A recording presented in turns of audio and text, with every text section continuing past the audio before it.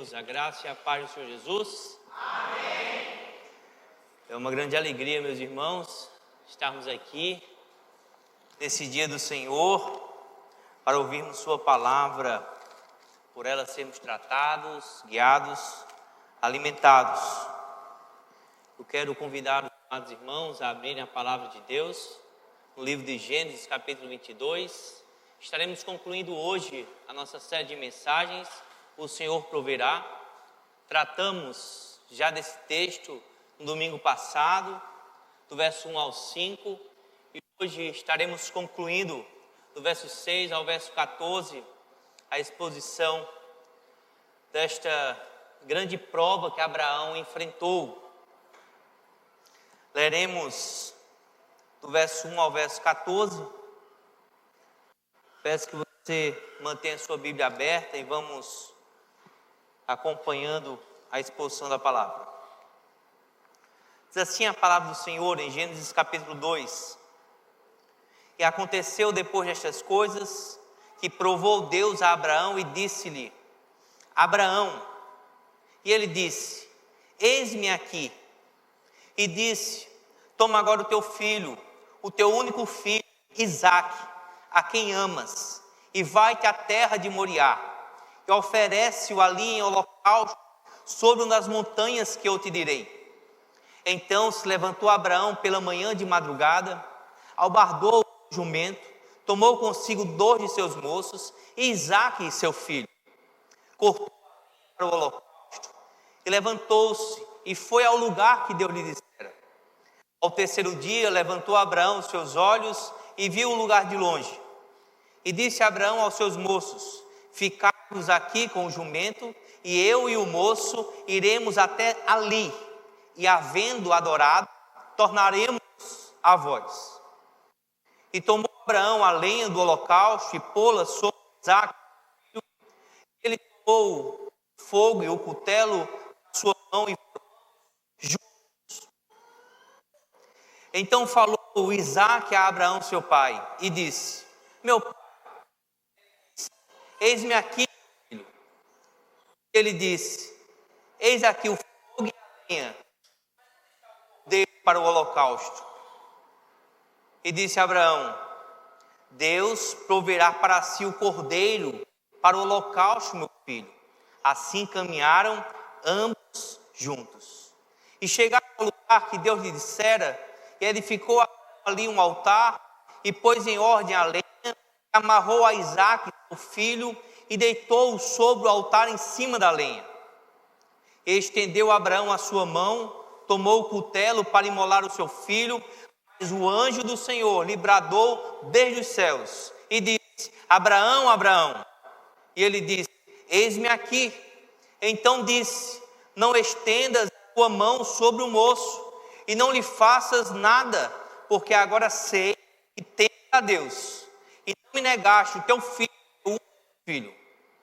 Então levantou Abraão os olhos e olhou, e eis um carneiro detrás dele, travado pelos seus chifres no mar.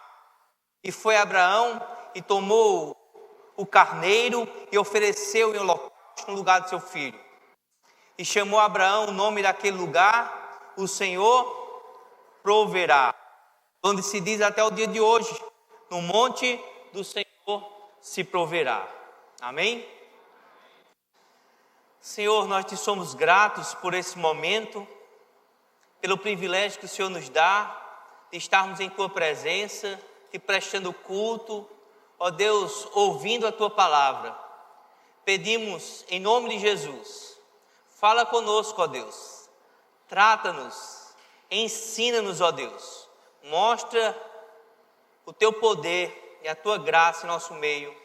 Oramos para a glória do teu nome, para o avanço do teu reino. Oramos em nome de Jesus. Amém. A grande prova de Abraão.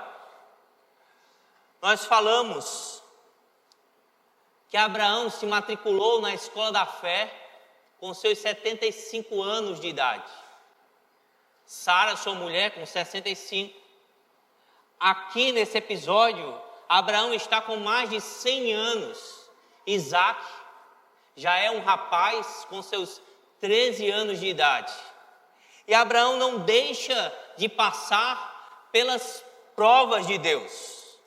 Durante sua vida, nós acompanhamos as provas que Abraão enfrentou. E agora ele está passando pela experiência mais difícil, pela maior prova que ele poderia enfrentar. Falamos sobre a diferença entre provação e tentação e tratamos 2 pontos no domingo passado.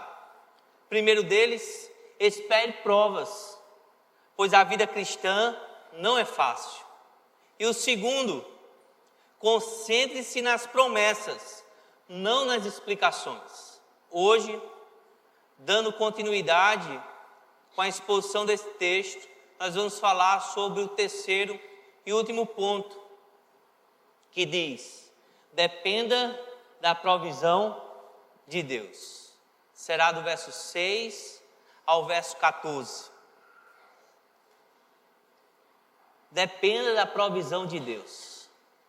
Abraão estava enfrentando a maior prova de sua vida. Ele precisava depender completamente da provisão, do milagre, do socorro do nosso Deus. Esse texto que lemos aqui, do verso 6 ao verso 14, se destaca as expressões. No verso 8, você percebe quando o texto afirma: Deus proverá para si, meu filho, o cordeiro para o holocausto. Deus proverá. No versículo 14, é repetido. O texto diz: o Senhor proverá. Jeová, o Senhor, Jirê, proverá. Onde se diz, até o dia de hoje, no monte do Senhor se proverá. Portanto, existe uma ênfase, um assunto que se destaca, é a providência de Deus, o socorro de Deus, a assistência do Senhor. O verso 6, quando lemos, não podemos deixar de trazer à memória uma imagem maior do que esta que está sendo narrada. Pois no verso 6, encontramos aqui Abraão colocando sobre Isaque a lenha para o holocausto. O texto diz que Abraão tomou a lenha do holocausto e pô-la sobre Isaque, seu filho. A nossa memória deve remeter ao fato que está registrado em João capítulo 19, verso 17, que diz: e ele próprio, carregando a cruz, saiu ao Calvário. A imagem que é pintada aqui de um pai indo sacrificar o filho e o filho levando sobre si a lenha para o sacrifício, nos faz lembrar de uma imagem maior e aponta para o sacrifício de Cristo Jesus. Jesus é esse filho perfeito que leva sobre si, que está indo ao sacrifício, bem como o texto no verso 6 destaca que o pai tinha em sua mão o cutelo e o fogo. Também nos faz lembrar essa imagem da coparticipação do pai no sacrifício do filho. Em Isaías 53, verso 10 diz: todavia ao Senhor agradou moê-lo, fazendo enfermar. Fazia parte do plano perfeito de Deus, seus decretos eternos, assim entregar o seu filho. Era o filho que iria tomar o cálice da ira de Deus. O pai sacrifica o filho. Percebemos comparações, percebemos as evidências aqui desta imagem maior, mas ao passo também que entendemos no verso 7 que Isaque até esse momento não compreendia o plano, não sabia o que iria acontecer. Ele pergunta ao seu pai: pai, nós temos aqui a lenha, temos o fogo, temos o cutelo, temos tudo preparado para o sacrifício. Mas aonde está? Onde está o cordeiro? Onde está o animal que será colocado em holocausto? E Abraão diz: Senhor, proverá. Irmãos, o nosso Senhor nunca foi enganado. Nosso Senhor nunca ficou em dúvida de sua missão. O plano perfeito do Pai já tinha sido estabelecido antes da existência de todas as coisas. Jesus sabia o que lhe aguardaria e ele mesmo assim enfrentou o sacrifício e se entregou em favor do seu povo. O verso 8 nos diz: Deus proverá para si, para o holocausto, meu filho. Abraão estava dependendo completamente de Deus. Só o Senhor iria poder prover e suprir as suas necessidades. Abraão não podia confiar em mais ninguém. Até porque Sara tinha ficado no acampamento. Os seus 2 moços ficaram ao pé do monte. E estava agora Abraão indo com Isaque ao monte da região de Moriá para sacrificá-lo. Era uma grande prova que Abraão teria que enfrentar sem a ajuda de outras pessoas, sem o apoio de seus familiares e de seus amigos. A verdade, irmãos, que há provas que enfrentamos, que passamos sozinhos, que pessoas que poderiam estar ao nosso lado, ou que desejávamos que estivessem, elas não estarão. E Deus permite que isso aconteça, porque Ele quer nos fazer depender exclusivamente dEle. Há momentos na vida, há provações que precisamos enfrentá-las sozinhos. Você e Deus, e é o Senhor lhe dando graça, lhe ensinando, lhe provendo, e você percebendo que a sua confiança precisa estar completamente nele. Outro destaque do texto é a ênfase no verso 6 e verso 8, que diz, o verso 6 diz, no final, e foram ambos juntos. No verso 8, e assim caminharam ambos juntos. Quando se destaca essa ênfase em que Isaque e Abraão estavam juntos, o texto quer nos ensinar algo sobre isso. Mesmo que no verso 8 percebemos que Isaque não tinha compreensão da exigência de Deus, de que seria o cordeiro, que seria ele o sacrifício, no verso 9, o texto diz que quando chega no lugar onde Deus apontou, Abraão amarrou Isaque e o colocou sobre a lenha para o sacrifício. Irmãos, pensem comigo. Isaque já é um rapaz de 13 anos, 14 anos. Abraão, um homem idoso, com mais de 100 anos. Certamente esse jovem rapaz poderia ter corrido, fugido, criado resistência e não ser deixado, não deixar ter seus braços, suas pernas aprisionadas, presas. O que entendemos aqui é que Abraão conversou com Isaque, falou para ele sobre o sacrifício sobre a exigência de Deus e a confiança que Abraão tinha que Deus era poderoso para cumprir com a promessa que algum milagre iria acontecer. E Abraão fala para Isaac, e Isaac voluntariamente se entrega.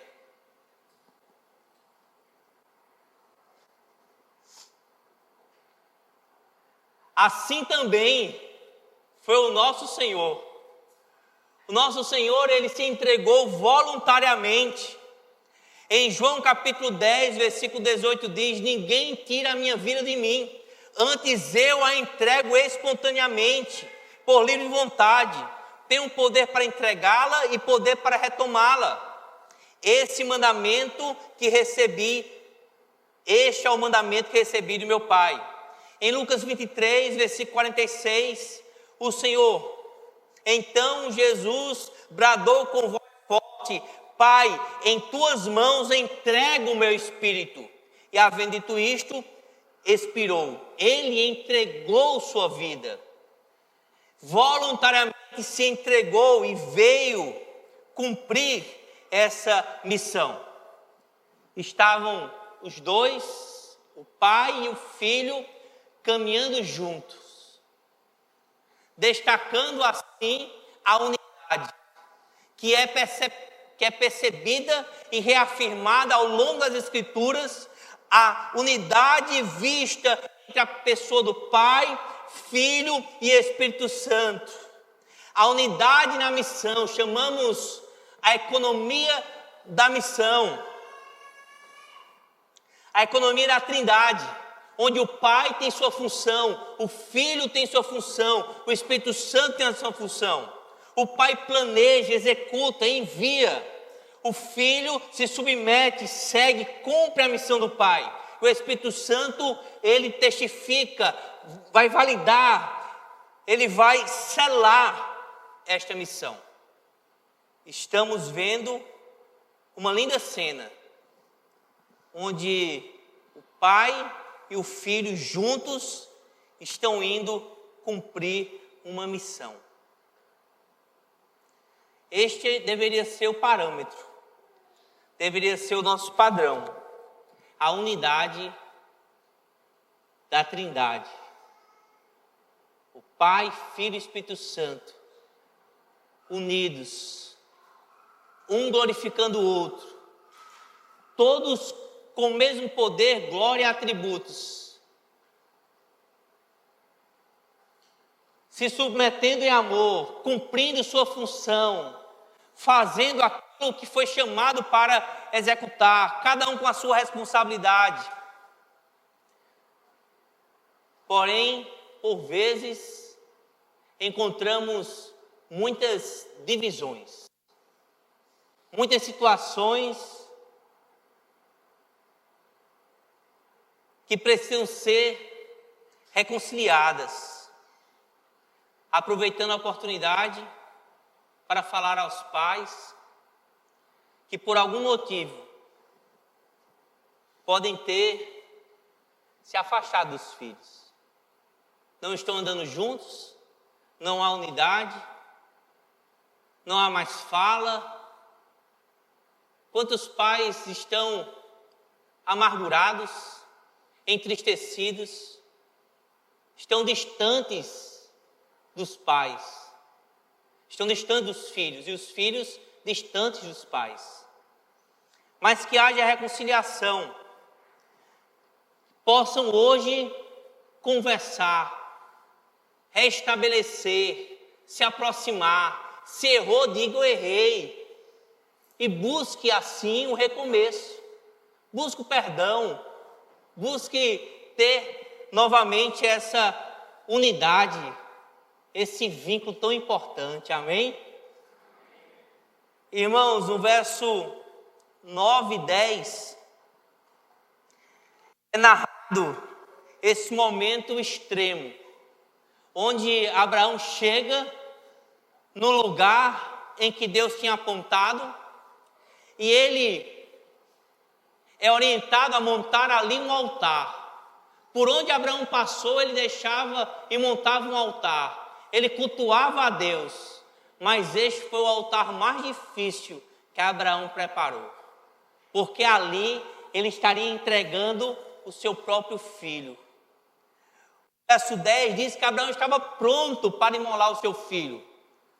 Irmãos, como dito, imolar o filho, o seu único filho, o filho que ele amava, o filho da promessa, era por fim ali a muitos planos, sonhos. Era como se Abraão estivesse distante, se distanciando daquilo que Deus tinha dito que aconteceria na vida dele. Mas mesmo sem entender, mesmo sem compreender com clareza, continua a obedecer ao Senhor.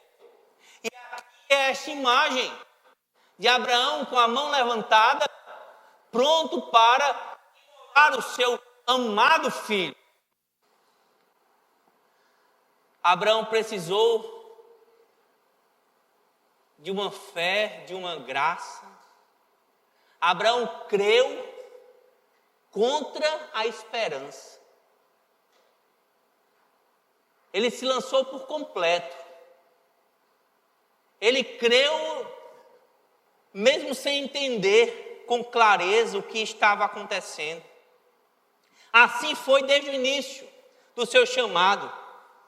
Em Romanos capítulo 4, verso 18 diz: o qual em esperança creu contra a esperança, tanto que ele tornou-se pai de muitas nações, conforme está escrito: assim será a tua descendência.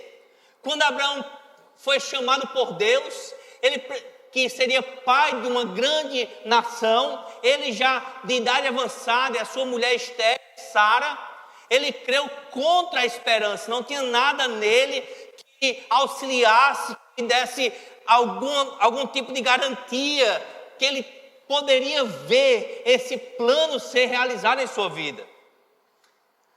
Abraão novamente precisa exercer essa fé que vai além, que crea mais.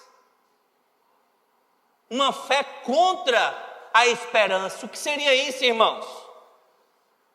Uma coisa é você receber uma promessa e perceber que ela tem tudo para se cumprir. Quer seja alguém que passa por uma enfermidade, mas essa enfermidade tem um tratamento. Quer seja uma pessoa que está passando por uma crise no casamento, mas ela entende que pode ser restaurado. Em certa medida, temos um caminho, esperamos passar, superar essa dificuldade. Outra coisa é quando você precisa crer contra a esperança. É quando temos um diagnóstico de uma doença que não tem tratamento. É quando temos um cenário, um casamento que foi completamente desfeito. Crer contra a esperança é continuar crendo, mesmo sem ter nada que nos dê segurança humana. Não podemos confiar em nossas capacidades ou estratégias.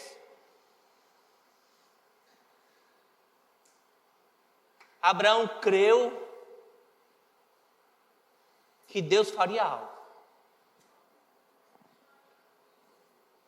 Tem uma citação do reverendo Augusto Nicodemos que diz: o grande desafio da espiritualidade é você continuar crente, sem sentir, sem ver, sem experimentar e ainda dando tudo errado. O grande desafio da espiritualidade é você continuar crente, sem sentir, sem ver, sem experimentar e ainda dando tudo errado. Porém, Abraão podia confiar no Senhor que provê, no Senhor Jeová Jireh, porque Ele, irmãos, nele não há mudança nem sombra de variação. Deus não é homem para que minta, nem filho do homem para que se arrependa. Porventura diria ele e não faria, ou falaria e não confirmaria. O Senhor iria falar e não iria cumprir. Deus não pode negar a si mesmo. Se ele disse a Abraão, se prometeu, ele iria cumprir. Abraão podia confiar na promessa. Abraão podia confiar na provisão do Senhor. O verso 11 ao verso 14 nós encontramos o relato, diz que o anjo do Senhor, aqui, esse anjo do Senhor em maiúsculo, se destaca a segunda pessoa da Trindade, o Senhor Jesus. Toda a aparição de Deus no Antigo Testamento é por meio do Filho.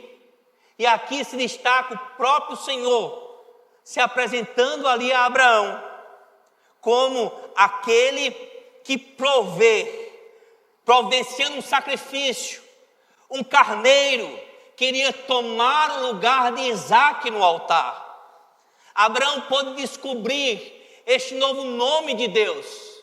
Abraão teve essa nova experiência em conhecer o Senhor que provê, Jeová Jireh. Com essa afirmativa, quando o anjo do Senhor diz para Abraão: não estendas a tua mão sobre o moço e não faças nada, porquanto agora sei que temes a Deus e não me negaste o teu filho, o teu único filho. Nós entendemos que Deus não quer que ofereçamos um corpo morto, mas um sacrifício santo, vivo e agradável, consagrado a Ele.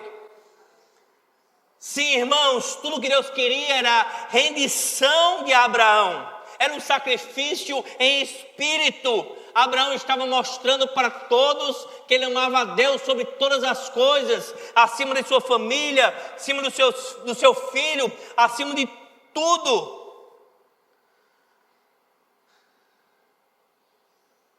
É o que encontramos aqui.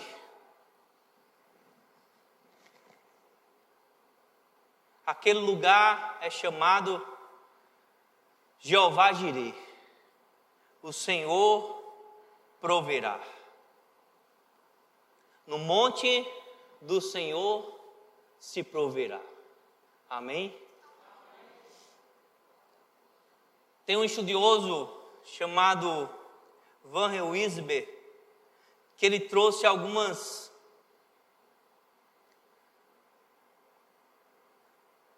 questões relacionadas a essa declaração: no monte do Senhor se proverá, para nos ajudar a entender sobre a providência, a provisão do Senhor. Eu gostaria de aproveitá-las, são 4 perguntas com respostas sobre a providência do Senhor, a provisão do Senhor. Pois bem, onde o Senhor provê nossas necessidades? Onde o Senhor provê nossas necessidades? No lugar indicado por Ele. Abraão estava no centro da vontade de Deus, estava no lugar certo, de modo que Deus vai ao encontro de suas necessidades. Nós não temos o direito de esperar pela provisão de Deus quando estamos fora da vontade dEle, quando não estamos dentro da sua vontade. Quando Deus provê nossas necessidades? Exatamente quando precisamos. Nem um momento antes, nem depois. Quando colocamos nossos pedidos diante do trono da graça de Deus, assim como Hebreus 4,16 afirma, Ele nos responde em ocasião oportuna, no momento exato. Não sei se você já teve essa experiência, certamente sim. Mas parece que Deus espera os minutos finais, né? Quando já está ali, aí Deus mostra o seu escape, sua graça, sua provisão. E você fala: foi o Senhor. Foi o Senhor que fez. Como Deus provê? De maneira normalmente bastante naturais. Deus não enviou um anjo junto com o cordeiro. Ele fez com que aquele carneiro ficasse preso pelo chifre naqueles matos onde Abraão poderia pegá-lo, alcançá-lo. O Senhor provê e cria situações que parecem ser tão simples. E no momento nós pensamos, estava tão complexo tudo, tão difícil, mas de alguma forma o Senhor nos permitiu resolver isso e as coisas estão se encaminhando.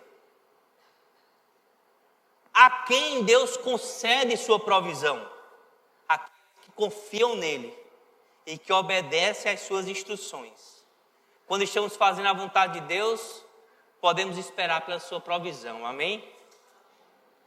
Irmãos, eu quero concluir dizendo que precisamos glorificar a Cristo durante as nossas provações. É muito difícil, no meio da luta, no meio da adversidade, pensarmos como glorificar a Cristo.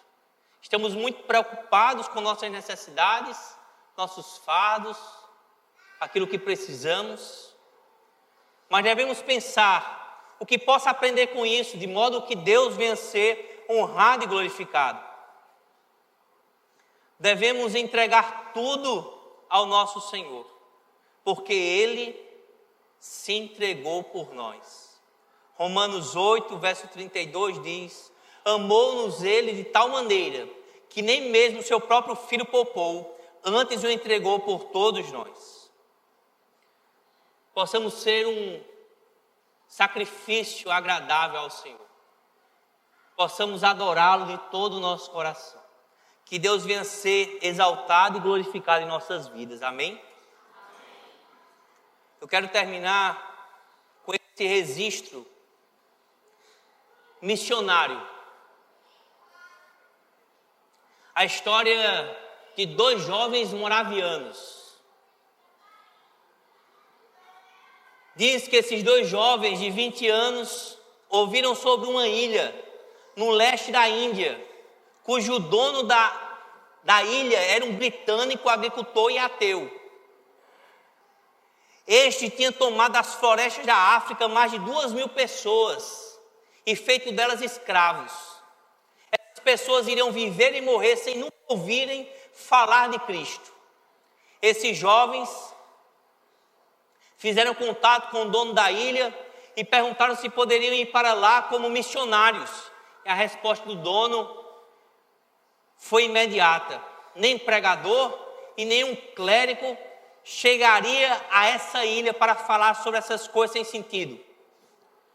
Então eles voltaram a orar e fizeram uma nova proposta: e se fôssemos à sua ilha como seus escravos para sempre? O homem disse que aceitaria, mas não pagaria nem mesmo o transporte deles. Então os jovens usaram o valor da própria venda para custear a sua viagem.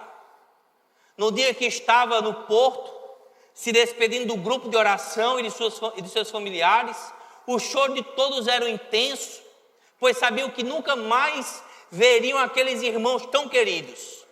Quando o navio tomou certa distância, eles 2 se abraçaram e gritaram suas últimas palavras que foram ouvidas: que o cordeiro que foi morto receba a recompensa do seu sofrimento através de mim. Que o cordeiro que foi morto receba a recompensa do seu sofrimento através de mim. Possamos ser esse sacrifício santo, vivo e agradável a Deus. Que você possa colocar diante do Senhor em seu altar tudo aquilo que concorre com Deus. Todos os dias, irmãos, estamos como quem está indo para o monte na região de Moriá, sacrificar o nosso Isaque, colocar diante de Deus aquilo que mais nos custa, aquilo que pode estar ocupando o lugar de Deus. Todos os dias estamos no Monte Carmelo, como o profeta Elias, que diz: se Baal é Deus, seguiu, mas se o Senhor é Deus, seguiu. Todos os dias temos que declarar, como Josué: eu não sei vocês, mas eu e minha casa serviremos ao Senhor. Que possamos aprender com essa lição e esse grande exemplo de Abraão, a enfrentar as provas, de modo que Deus venha ser glorificado. Possamos honrar ao Senhor e oferecer diante dele sacrifício agradável. Amém? Quero convidar você a ficar em pé.